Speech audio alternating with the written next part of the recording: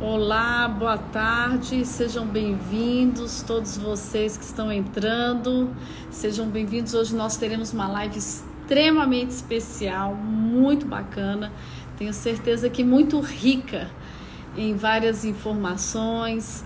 Eu quero dar boas-vindas a vocês que estão entrando, a minha irmã Sâmia da Alemanha, pastor Rafael, Camila. Bom, tem gente mais, as meninas da Alemanha que estão nos acompanhando. Bom, pessoal, a Tamara, a Laura, minha mãe, sejam todos bem-vindos a essa live extremamente especial. Daqui a pouquinho a ministra Damares vai estar entrando ao vivo conosco. Eu não sei se a gente vai ter tempo suficiente, mas eu acho que a gente pode fazer uma caixinha de perguntas para ela. Eu tenho algumas perguntas aqui. Olha, tá vindo de Nuremberg, Cássia, seja bem-vinda, pastor Marcelo. E, gente, hoje vai ser assim, super mega especial. Então eu acho que a gente pode até fazer uma caixinha de perguntas, de repente, vamos ver com ela a disponibilidade do tempo dela para estar respondendo essas perguntas. Eu selecionei umas perguntas que eu acho que são bastante interessantes, interessa a todos nós juntos. Para mim vai ser uma alegria muito grande hoje receber na nossa live a nossa ministra querida, uma mulher trabalhadora, uma mulher que tem assim realmente nos mostrado um diferencial, uma profissional de peso. Eu posso falar para vocês que eu a conheço há muitos anos. Nós já militamos juntas em comissões de direitos humanos, em algumas bandeiras contra a doutrinação ideológica, contra o aborto. Nós fizemos algumas ações em relação à mutilação infantil, né? A Damares, ela tem um histórico muito forte, muito tremendo nessa batalha, nessa luta pelas bandeiras da família.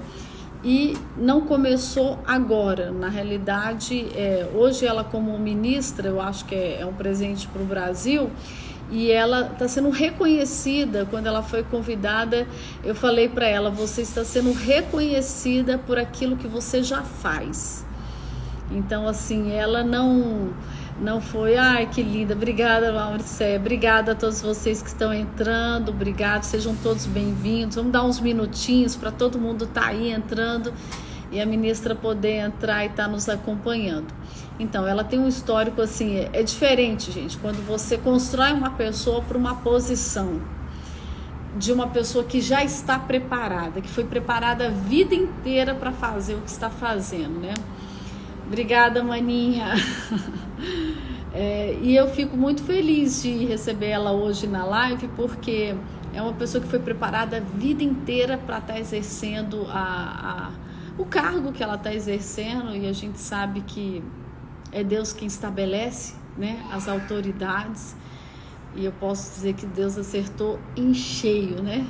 Foi assim, pontual o acerto de Deus em trazer a ministra Damares para estar sendo a ministra de um ministério tão importante, da família, dos direitos humanos, né, da mulher.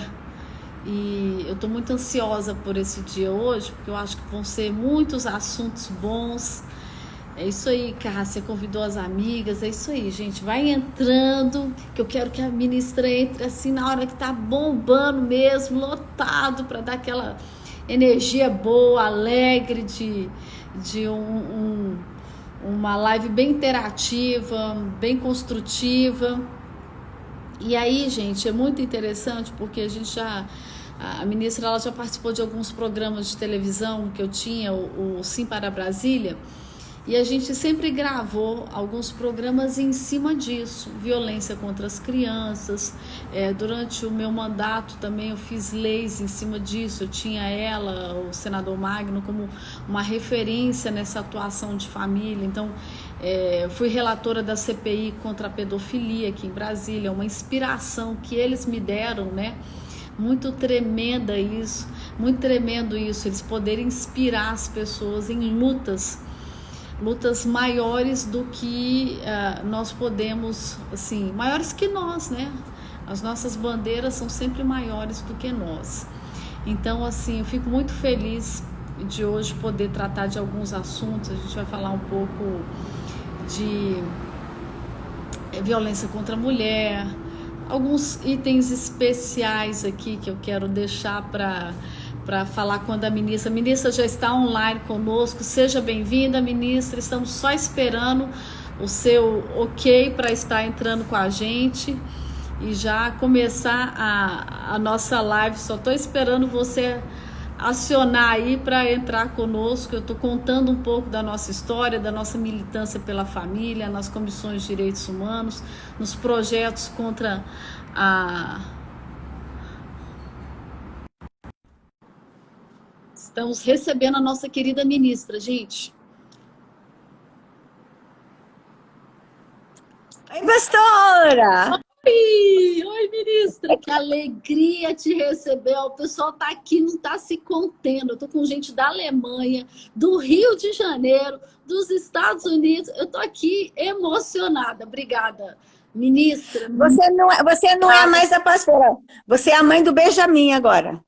Falar nisso, deixa eu ver se ele está aqui, para dar uma palhinha. Marli, ixi, ele desceu, olha... Mas daqui a pouco ele tá bem? Ele tá ótimo. Ele tava aqui, eu segurando ele. Benjamin, a mamãe vai fazer live agora. Por favor, não faça barulho. Mamãe, eu quero ir junto. Você vai ver uma figurinha. Benjamin tá aqui? Vem cá, tira esse casaco. Vem cá pra você conhecer a nossa ministra. Ai, dá um oi pra todo mundo. Meu Deus, tá lindo! Oi, bebê! Oi, tia. Oi, tia. Oi, bebê! Tá live com a mamãe hoje? Eu sei que você toca, eu sei que você canta, eu já vi seus vídeos cantando. Mãe. Fala. Oi! A gente vai descer, tudo bem, mas dá um oi, um beijo para todo mundo. Fala, olá, pessoal. Beijo, olá, ministra. Fala assim, um beijo, tia Damares. Tchau! Tira a mão do nariz. Beijo! Beijo! Tchau! Viu? Escutou? Essa eu não falei no ouvido dele, não. Fala aí de novo, Benjamin. Fala para tia Damares. O que você falou? Falei que Jesus está com você. Jesus. Amém! Abençoa a tia Damares e sai. Abençoa a tia Damares e vai passear. Abençoa, meu filho. Deus te abençoe, Pia. Vai lá. Lindo! Esse é o profeta, um dos profetas de casa é esse aí, viu? Amém, amém, amém. Eu quero te agradecer muito, muito, muito, muito a participação, ter aceitado o meu convite. Eu fiquei no seu pé. Ministra, a gente tem tanta coisa para falar, eu estou tão ansiosa. Eu fiz uma pauta com algumas coisas que eu queria, assim, tratar, que eu acho importante, que incendeia meu coração, e eu sei que são coisas que incendeiam o seu e que te habilitaram para estar aí onde você está hoje, né? Eu fico muito feliz, quero parabenizar, aproveitar e parabenizar a sua atuação. Antes de você entrar, eu estava falando aqui de você, né? Eu estava fazendo uma palhinha, falando dos nossos combates à mutilação infantil, o combate, né, a luta contra o aborto, contra todos esses temas da família, tão polêmicos, tão difíceis, né? São bandeiras tão honrosas, mas tão difíceis de serem conduzidas por todo um engendramento natural e espiritual que existe contra essas bandeiras, né? A violência contra a mulher, e hoje eu também quero falar um pouquinho... eu só vou te dar as palhinhas do que eu queria tratar, né? Mas a condução é sua, tá? Eu só estou aqui dando umas ideias, mas a condução são suas. Eu queria falar um pouco também da violência contra a mulher e daquilo que nós conversamos no seu gabinete aquele dia, da violência da mulher na política. Como a mulher ela tem dificuldade de alcançar certos cargos e quando alcança, como ela é vítima, né, de alguns ataques. Queria falar um pouco também da igreja como serviço essencial na sociedade. Enfim, tem assunto à beça, né? Mas vamos lá, ministra, tá contigo. Sandra, você falou tanta coisa aí, mas é que a minha mente, né, não capturou muita coisa não, porque eu não consigo esquecer a frase do Benjamin, sabe? Ele é, É, o menino olhar na tela, olhar para mim e dizer assim, Jesus está com você. é, É demais, né? ele É, está com você. é demais, assim, é como se Deus tivesse mandado ele falar num dia em que eu precisava ouvir isso. Exatamente na hora que eu precisava ouvir isso. E tem gente que acha que Deus não usa crianças, né, Sandra? Né, minha E pastora? usa, ministra, usa. E vou te falar uma coisa. As babás do Benjamin, se alguma tiver online aí, a Áurea, eu acho que a Áurea está online, que eu vi. A Áurea, quantas vezes me abordou assim, em lágrimas, dizendo que o Benjamin, eu já estou em lágrima também. Olha, as minhas últimas duas lives só foram em lágrimas. Aí não pode, gente. Aí é judiação demais. Mas a Áurea comentando, me abordando em lágrimas, falando assim, pastor, o Benjamin, ele é profeta, ele profetizou na minha vida e aconteceu. E isso até, assim, justifica um pouco, Damares, o que eu passei na minha gravidez, né? Toda aquela resistência para eu ficar grávida, depois os ataques para tentarem impedir o prosseguimento da minha gravidez. Então, assim, Deus estava trazendo um profeta para a Terra, né? Só isso que eu posso, né? Só isso que eu posso. Sandra, é de deixar a gente sem palavras. Que Deus abençoe essa criança. E eu louvo a Deus por esse momento. Se encerrasse essa live aqui, para mim já teria valido a pena ter vindo aqui. Que Deus abençoe teu filho. E como eu fiquei preocupada naquele momento, você grávida, tanta perseguição, tanta luta, né?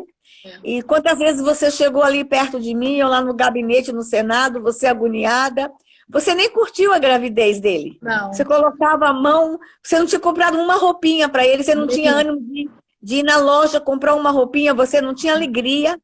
E eu muito preocupada, e Sandra curte essa gravidez, como eu estou numa batalha.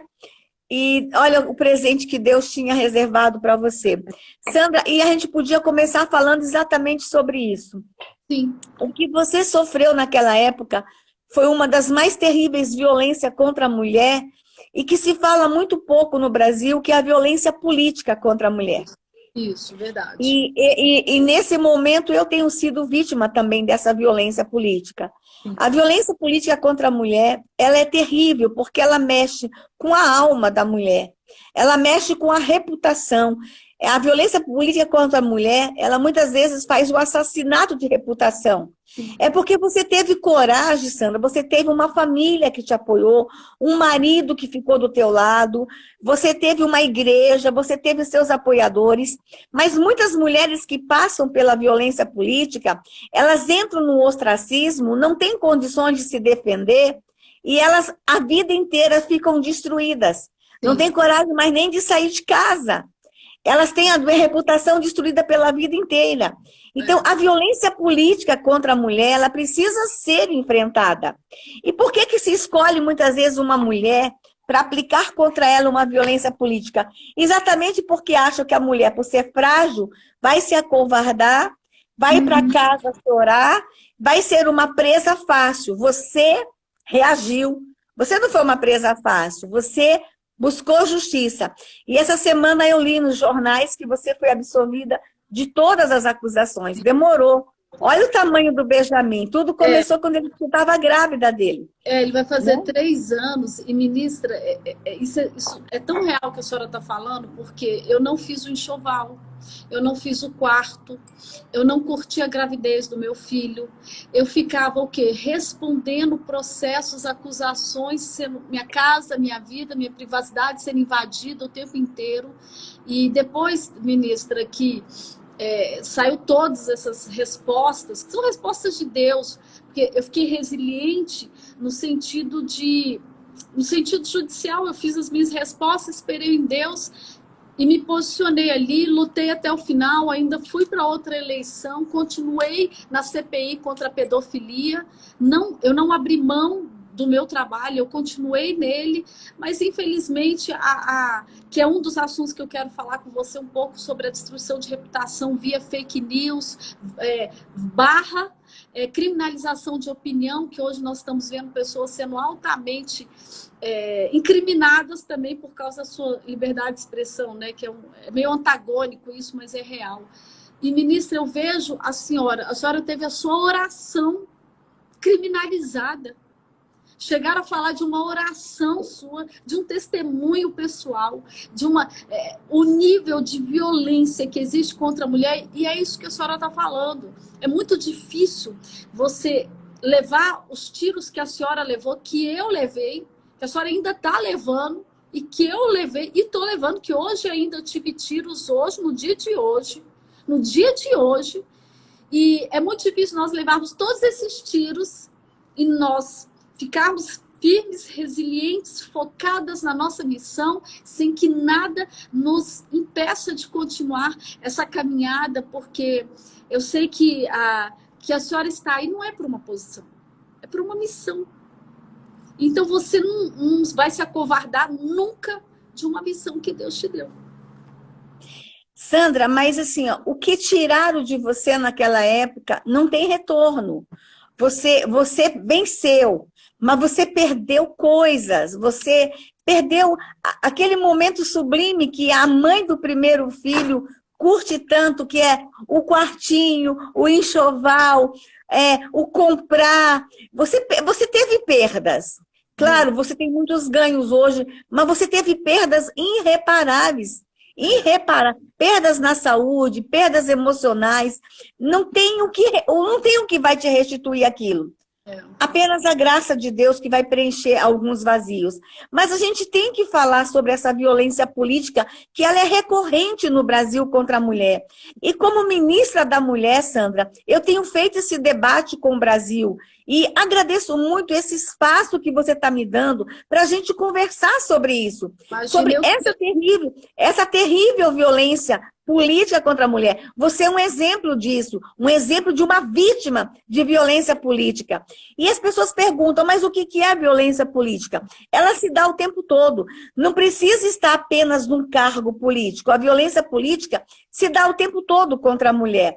Mas vamos falar daquelas que ocupam cargos. Por exemplo, Sandra, as parlamentares mulheres. A parlamentar mulher, um homem parlamentar vai na tribuna e ele usa a tribuna com veemência, ele grita em defesa daquilo que ele acredita, no direito na defesa do seu eleitor, ele grita, todo mundo aplaude. Olha, que parlamentar guerreiro, que parlamentar comprometido com sua causa.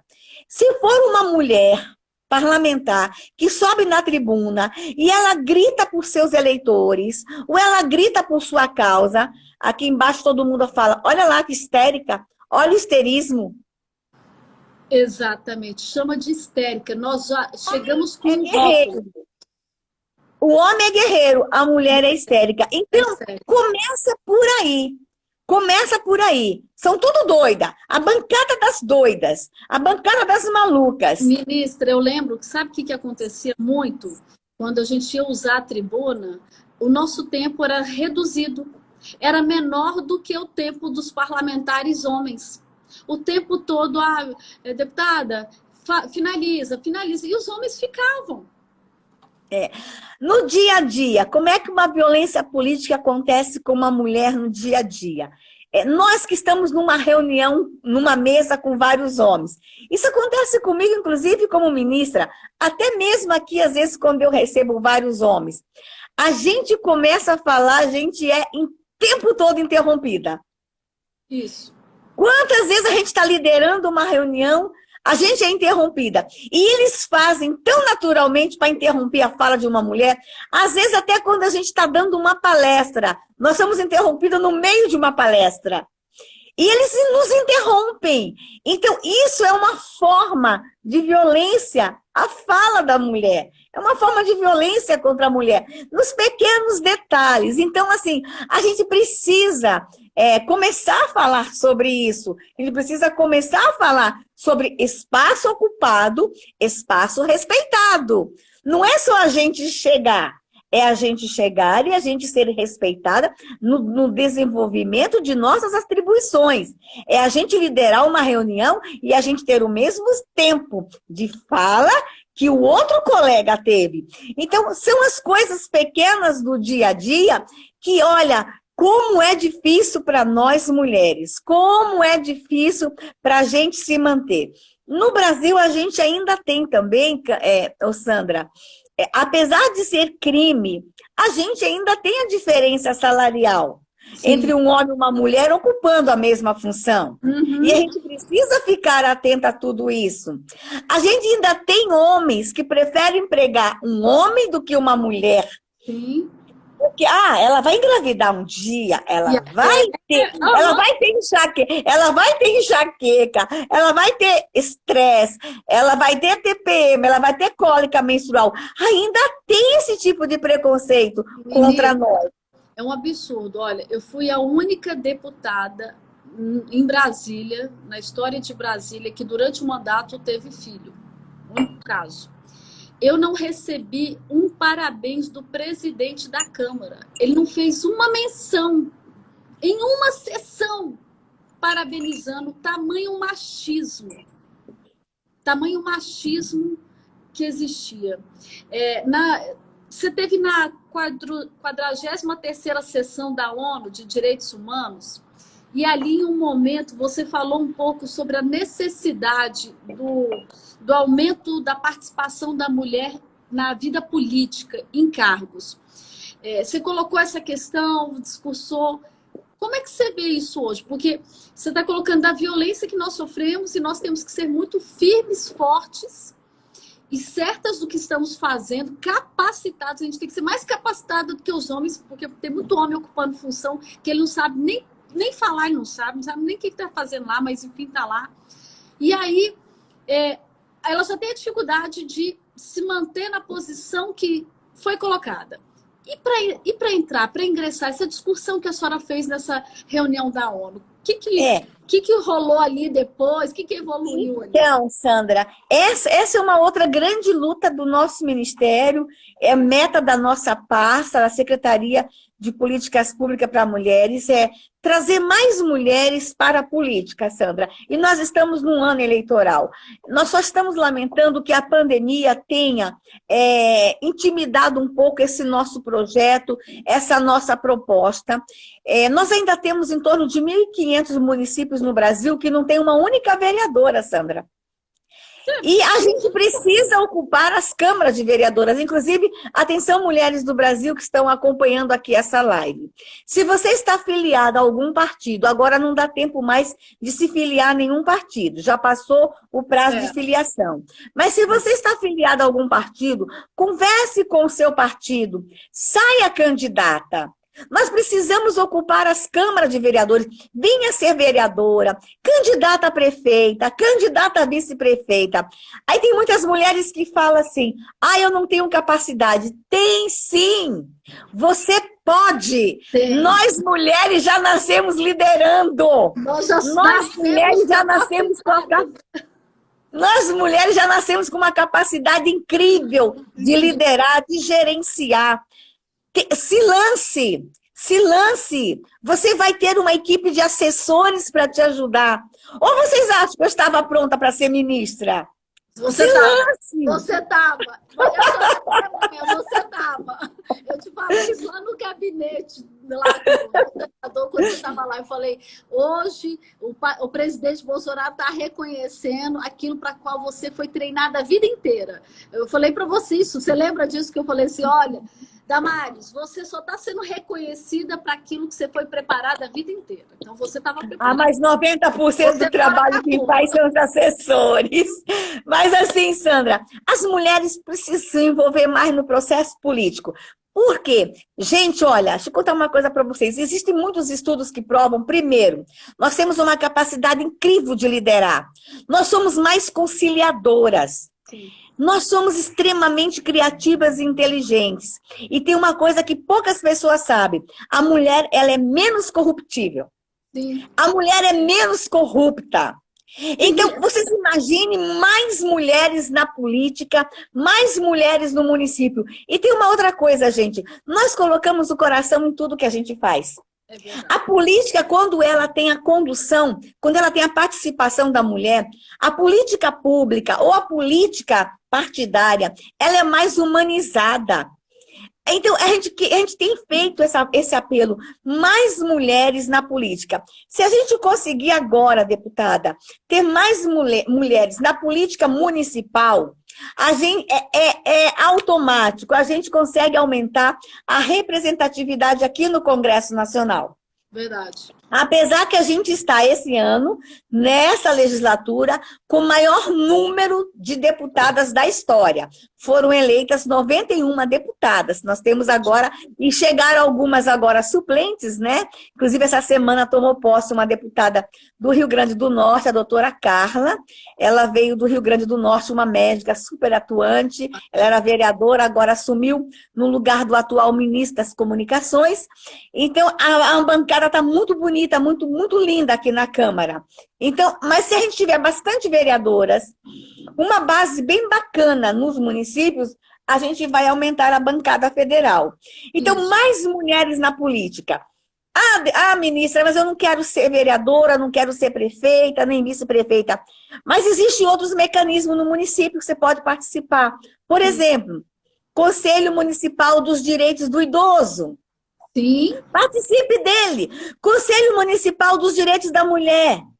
Sim. Participe. Conselho Municipal dos Direitos Humanos. E, ministra, Conselho Municipal da Pessoa com Deficiência. É bom até mencionar que esses conselhos, eles estão aparelhados pela esquerda. Os conselhos de criança, de idosos, de educação. E aí, muitas vezes, você coloca uma pessoa com a bandeira da família nos cargos de cima e tudo, militante, mas algumas coisas ficam totalmente engessadas porque os conselhos já estão ocupados por já está aparelhado pela esquerda. Isso que a senhora está falando é muito importante. Tem gente que não entende direito. Ó, o conselho tutelar é uma coisa. É aquele que as pessoas trabalham o dia inteiro cuidando de criança.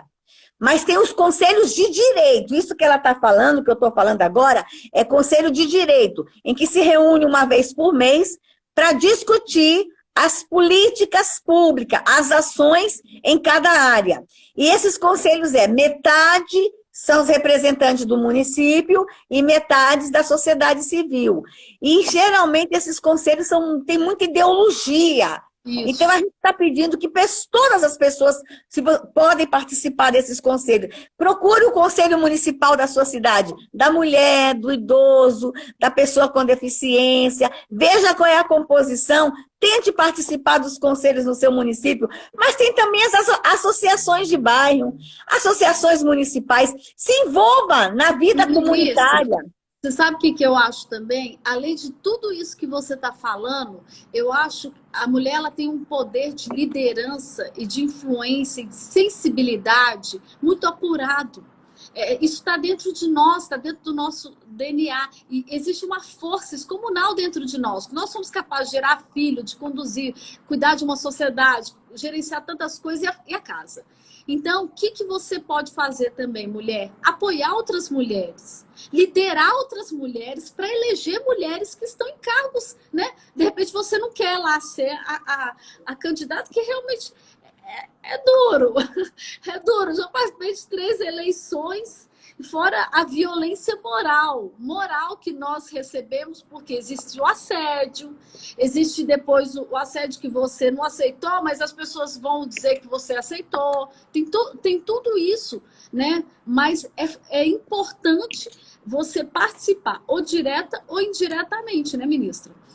Exatamente. Então, assim, e agora a gente está trabalhando fortemente nessa campanha de trazer mais mulheres para a política. E para a política não precisa necessariamente ter um cargo. É exatamente isso que a deputada falar. Se envolver no processo político indiretamente, sem precisar ter um cargo, mas fazer as coisas acontecerem. Veja só, a deputada me conhece há muitos anos. Eu fiquei 22 anos nos bastidores e influenciava a política brasileira. Você sabe disso? Totalmente, gente. Quanta Tudo coisa eu fiz pela sem ter um Damares do cargo. Brasil. Mas eu aprendi muito com você, né? Eu sou muito grata. Quanta coisa eu fazia lá nos bastidores. E fazia com muito prazer, com muito carinho.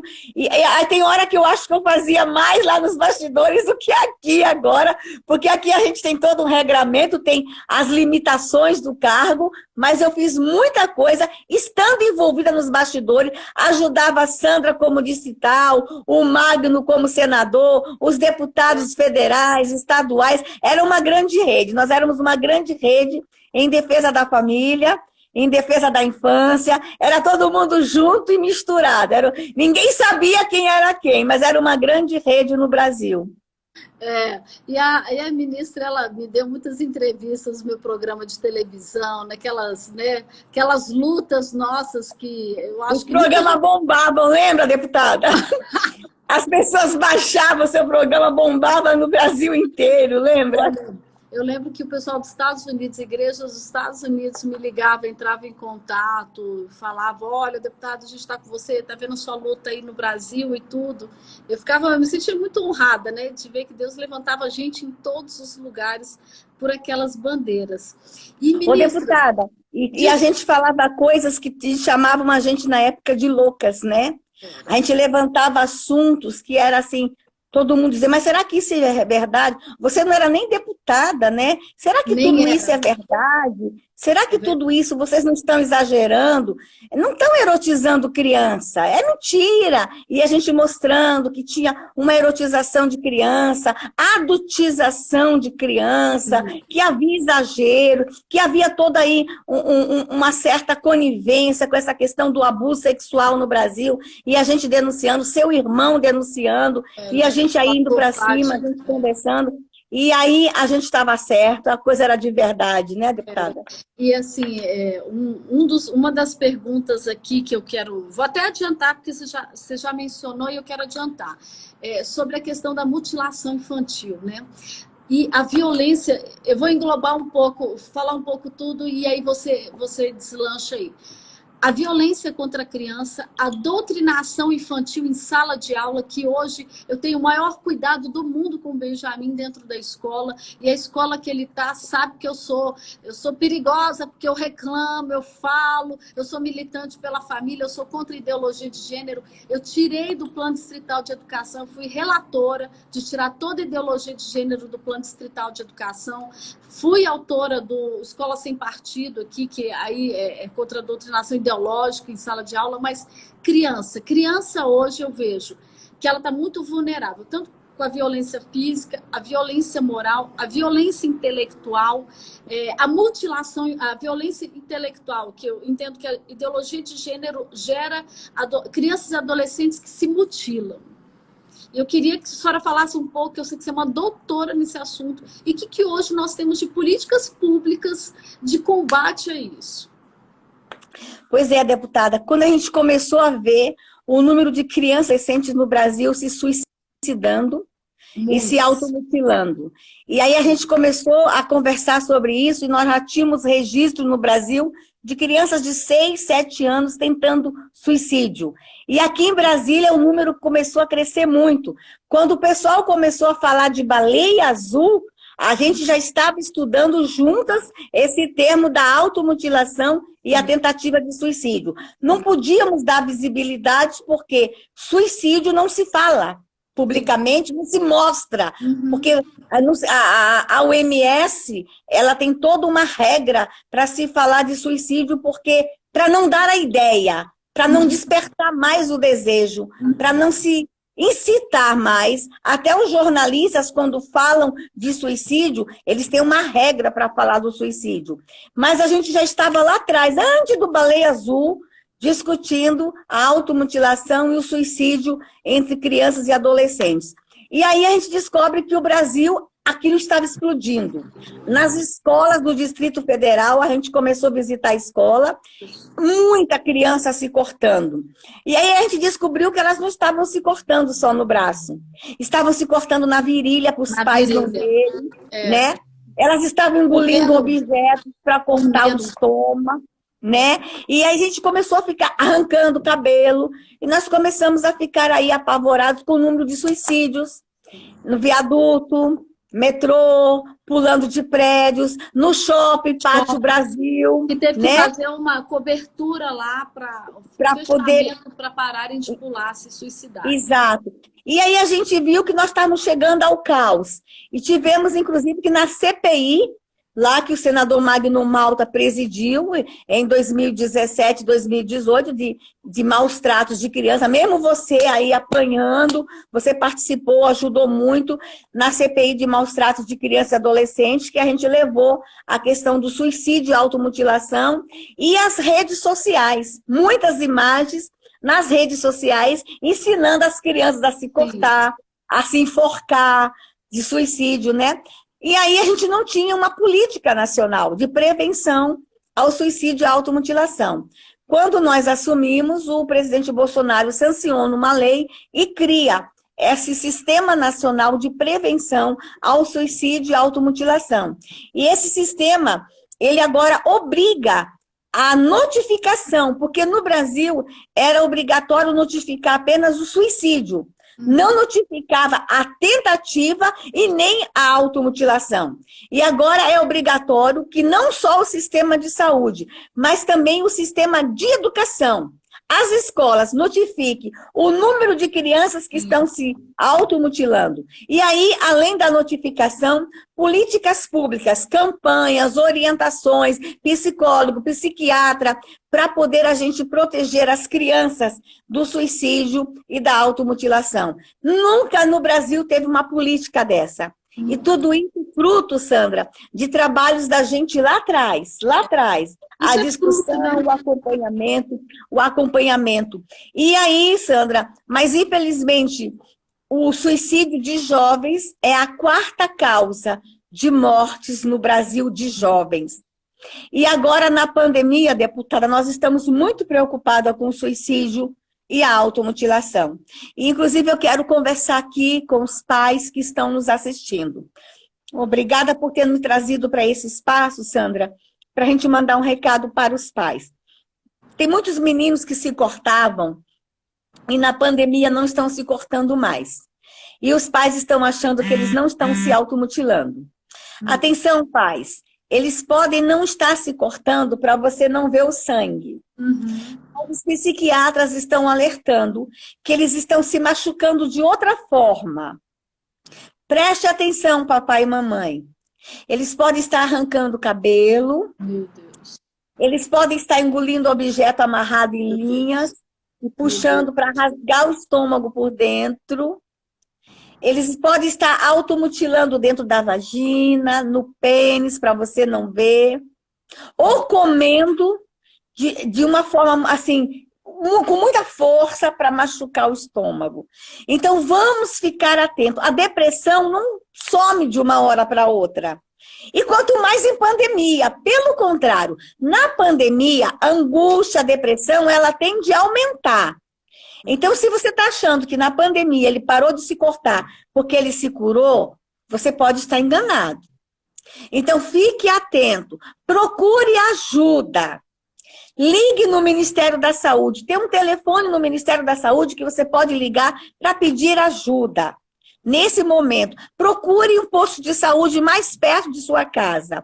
Não subestime a angústia, a depressão e a tristeza de criança e adolescente. Nesse momento de pandemia, a gente tem que estar com o nosso olhar estendido também para o bullying, os maus tratos, a violência psicológica de crianças e adolescentes. E eu estou muito preocupada, Sandra, porque os Estados Unidos agora divulgou um relatório que a tentativa de suicídio durante a pandemia cresceu 600%, Sandra. Meu Deus. No Brasil, a gente não tem ainda os números oficiais, mas eu sei que está crescendo. Por quê?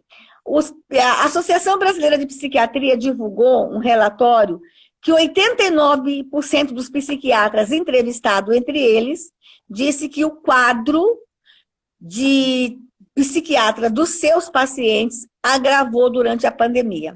Meu Deus. Então, pós-pandemia, nós podemos ter aí um avalanche de pessoas com doenças mentais. Podemos ter um número muito grande de suicídio ainda durante a pandemia e depois da pandemia, e eu estou muito preocupada. Então, as famílias que ainda estão em isolamento, atenção redobrada. Não está fácil para ninguém, mas vamos procurar manter o equilíbrio, porque essa pandemia vai passar. Aguente mais um pouquinho, vai passar. Tudo vai voltar à normalidade. Amém. O problema não é só seu, o problema é de todos nós. Você não está sozinho nesse barco. Estamos todos juntos. Aguenta mais um pouco. Tudo vai passar. Ministra, eu tenho até falado aqui em Brasília, por exemplo, nós já saímos da quarentena. Então, você tem aí algumas orientações, né, de isolamento vertical, idoso, criança, você tem algumas informações sanitárias, algumas medidas sanitárias, mas você não tem mais aquela coisa, você pode sair de máscara, certo? Só que há pessoas ainda que parece que estão com a mente em quarentena, em isolamento, né?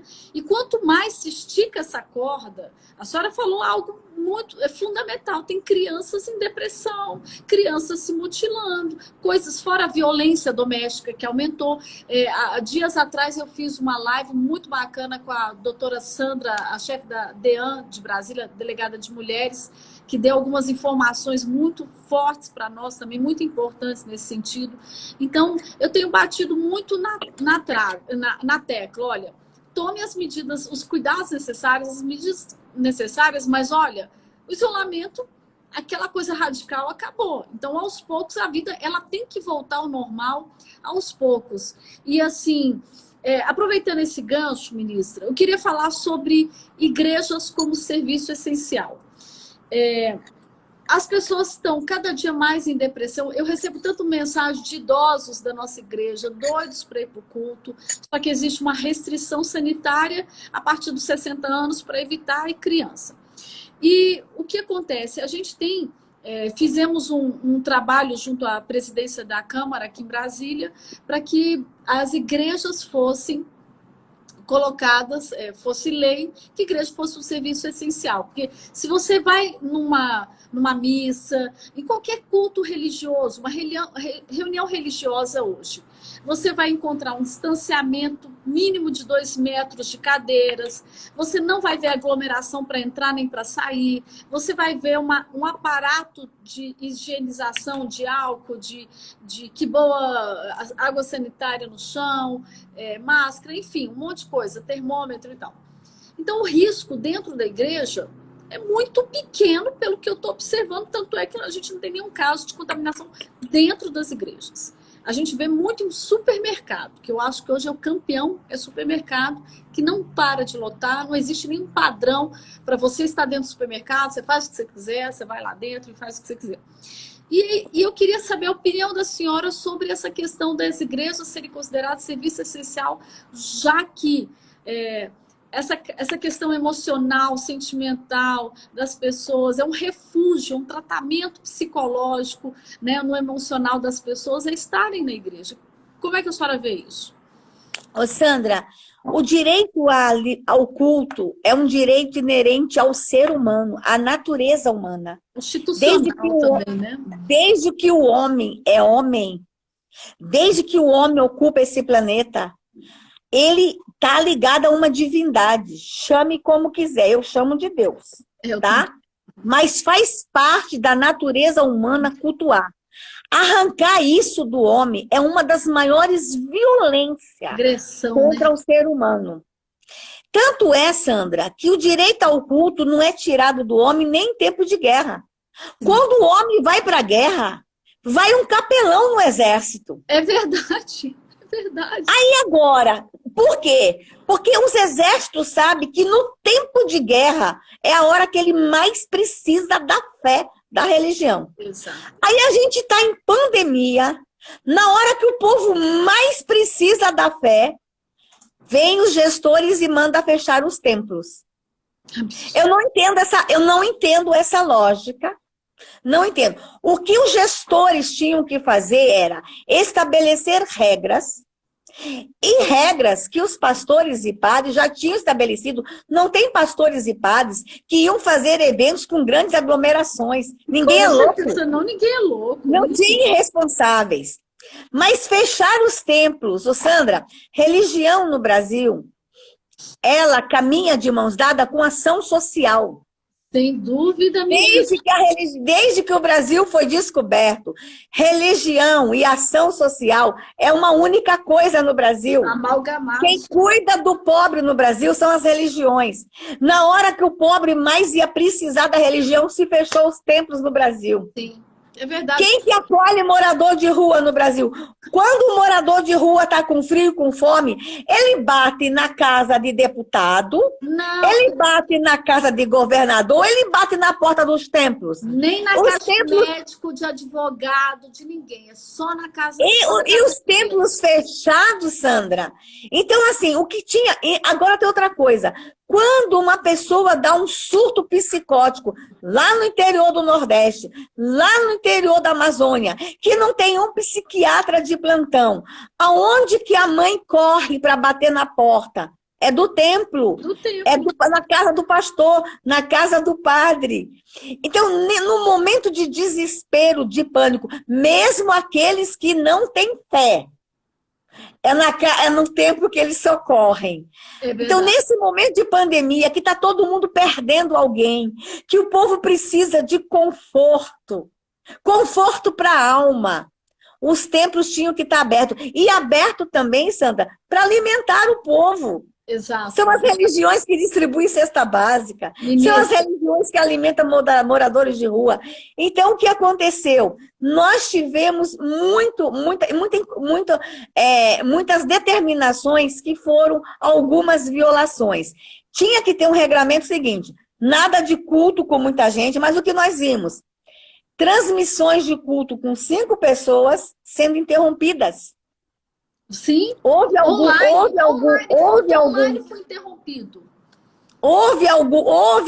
exageros, houve algumas violações de direitos, e aí ao ponto que as pessoas começaram a ficar mais deprimidas ainda, mais em pânico ainda, ao ponto que o presidente da República, ele chegou a um momento que ele decretou os templos como serviços essenciais. Mas aí foi derrubada essa proposta do presidente.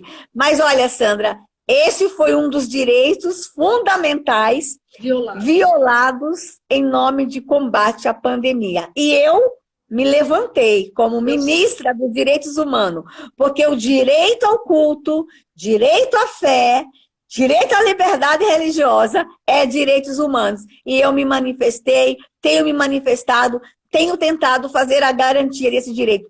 Quer ver um outro direito também, Sandra, que foi muito violado durante a pandemia? O direito ao velório. Foi, ministra do céu, foi. E de visita Sandra, no olha, hospital, que eu quero falar uma experiência. Que tivesse uma regra assim, olha, não pode ter aglomeração. Mas que tivesse um regramento é o seguinte, que a família tivesse o direito de se despedir, Sandra. Olha só. Não pode, mas assim, uma horinha de cerimônia em que o padre, o pastor, a família fizesse uma reza ali. Sabe por quê, Sandra? A nossa mente humana precisa desse momento para fechar o luto. Se a família, se os queridos não vê o sepultamento, nem que não visse o sepultamento, mas a cerimônia é importante. Sandra, talvez da nossa geração para cá, a cerimônia de despedida talvez não tenha tanta importância, mas os nossos pais, Sandra, tirar de uma pessoa idosa o direito de se despedir do filho é arrancar a alma. Eu vi velhinhas chorando porque não puderam se despedir dos filhos, Sandra. No Nordeste do Brasil, se eu não me engano, eles ficam 3 dias se reunindo em velório. Tamanha importância que existe na despedida. Você nunca mais vai ver aquela pessoa. Então, assim, pegava o corpo, jogava numa vala, não, você não vai. E tivemos também outras situações. Pessoas que não eram nem confirmadas o Covid, sim, Era enterrado sem a família ter acesso. Então, assim, houve sim, Sandra, muitas violações de direitos, e a gente esteve aqui o tempo todo conversando sobre isso, falando sobre isso, e a gente... Essa pandemia, Sandra, pegou todo mundo desprevenido, e houve muitos atropelos, muitos atropelos. A pandemia causou muitas dores. Além das dores físicas, a dor da perda, houve muitas outras dores que essa pandemia causou, viu, Sandra? Olha, ministra, eu tive situações, por exemplo, nós tivemos o pastor Fábio, ele é muito guerreiro, muito corajoso, né? Você conhece bem, você sabe.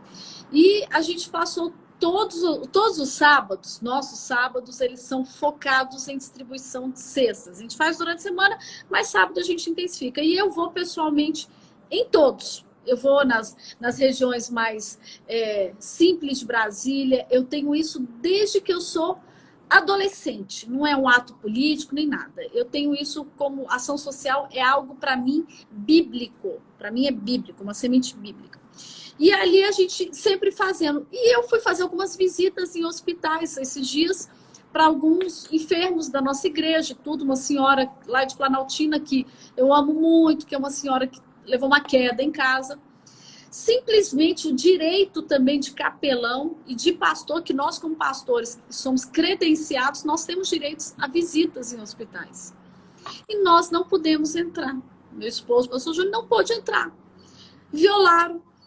Entendeu? E o direito do enterro, eu tenho um pastor que está aqui nos acompanhando, o pastor Charleston, da Bahia, o padrasto dele morreu, faleceu. Eles colocaram lá que era por causa de insuficiência respiratória, aí já bota na vala do Covid e impede as pessoas de fazerem um sepultamento digno. E eu vejo assim a sua colocação, ministra, muito pertinente, porque a senhora, como ministra dos Direitos Humanos, a senhora está quebrando um paradigma demoníaco, que as pessoas achavam que direitos humanos eram direitos de algumas minorias barulhentas, sem valores, que defendem aberrações e que não sabem o que é o direito humano. Isso que a senhora falou é direito humano. Sabe, aquelas comissões que nós participávamos, eu lembro, o Feliciano, ele era presidente, eu e Bolsonaro e a senhora militantes ali, ele parlamentar, eu nem pensava em ser parlamentar ainda, e a gente ia lá porque só se defendia alguns direitos de minoria que queria recurso para a marcha gay. O fato, a verdade era essa. Não se tinha um posicionamento de falar assim, estamos aqui para cuidar daqueles que estão presos, que estão de forma desumana sendo tratados nos presídios. Não estou defendendo bandidão, mas eu acho que todas as pessoas têm direito a terem uma oportunidade de uma segunda chance na vida, de serem reconstruídos. E as penitenciárias do Brasil não dão essa chance.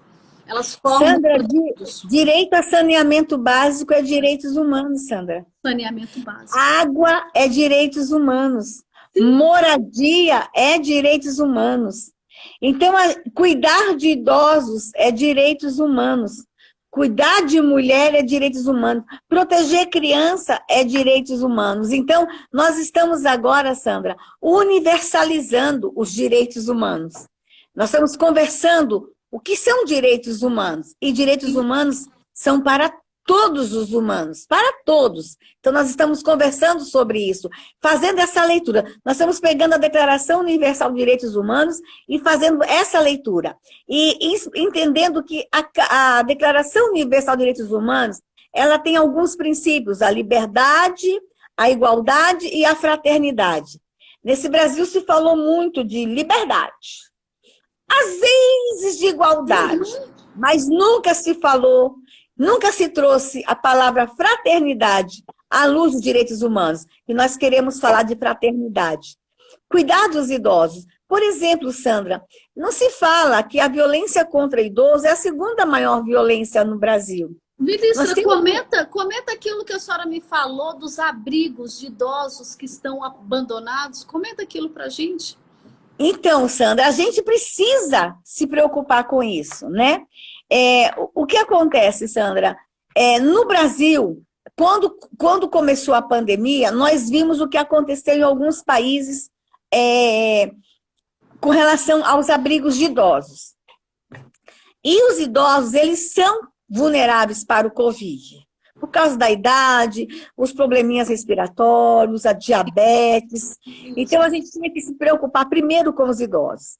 E a gente viu o que aconteceu na Europa. Não se preocuparam com os abrigos, com as instituições de longa permanência, as ILPIs. E aí a gente começou aqui, não, nós temos que cuidar das ILPIs.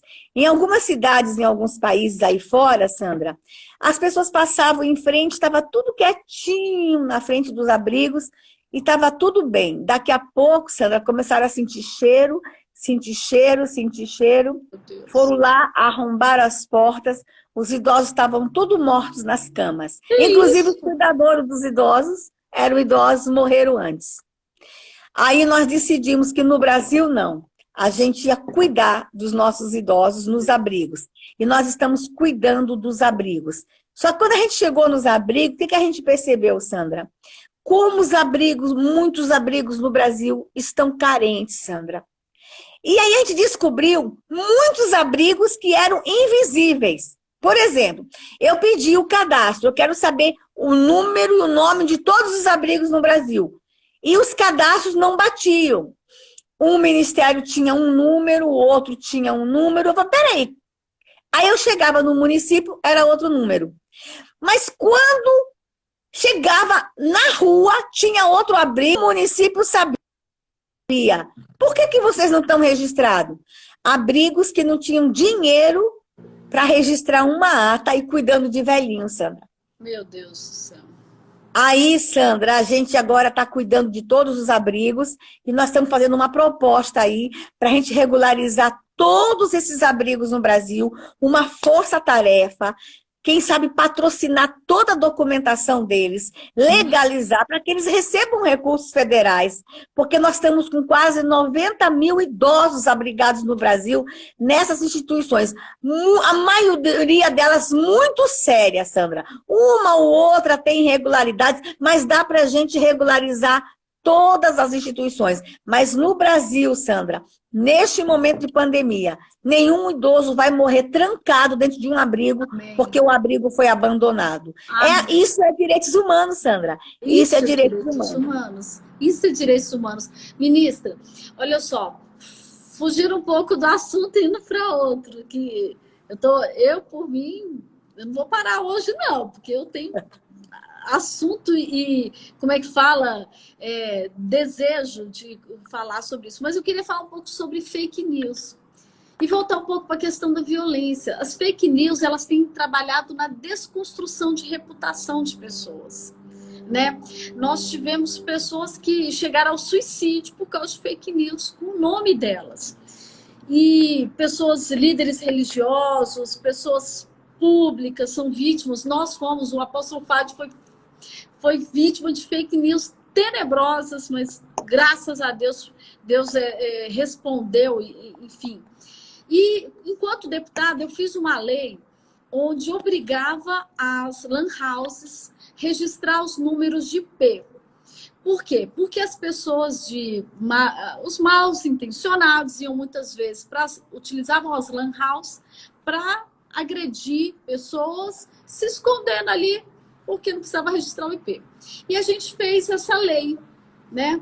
Para que houvesse um controle maior a nível de privacidade e de segurança. E aí eu junto um pouco com essa estimulação que a internet faz para as crianças, adolescentes, ensinando como se suicidar, como se enforcar. E eu vejo assim algo muito antagônico, porque de um lado, a deepfake, eu enquanto relatora da CPI da pedofilia, a gente pegou coisas absurdas na deepfake, estimulando, abrindo portas para crimes hediondos pela internet. E aí a gente tem essa questão, a internet toda aberta, estimula, dá acesso a crimes, destrói a reputação de pessoas, e por outro lado a gente vê o quê? Casos como a Sarah Winter, que foi presa por... A opinião dela, ela é um pouco mais contundente, lógico, mas a opinião dela foi criminalizada. Ela saiu, se eu não me engano, ontem, porém, porém, ela saiu com a tornozeleira, né? Gente, está marcando aqui que nós só temos 19 segundos restantes. Se a ministra puder, que eu sei que o tempo dela é escasso, eu vou recomeçar. Mas aí fica Tá. com a nossa ministra. Recomeça, a gente responde essa pergunta e depois a gente finaliza. Recomeça aí. Então tá. Vai embora não, gente. Recomeça. Congela nessa pergunta.